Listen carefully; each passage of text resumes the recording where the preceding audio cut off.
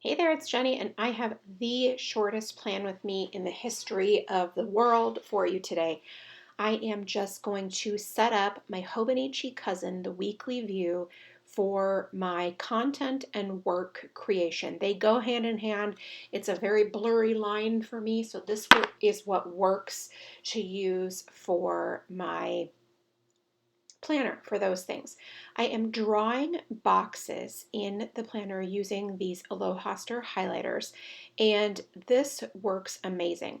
Previously, I did them at the top and in the middle, but now I have switched to the bottom in the middle in order to give my activities and to-dos a higher station because these boxes already stand out and so they're easy to use. One row is to notate which YouTube video will go up that day, and one is for my Instagram posts. Then the rest of the room is simply for, as I said, meetings, must-dos, things like that. I'm going to add the tiniest bit of decoration because honestly this planner is 1000% function.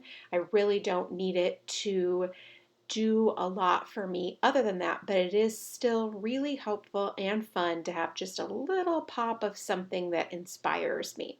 So I'm using these Sticker Guru stickers and I love them.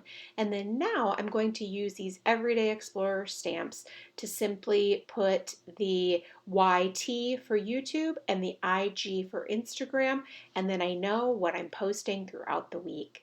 Thanks so much for stopping by and watching out this super short video. I really do appreciate it.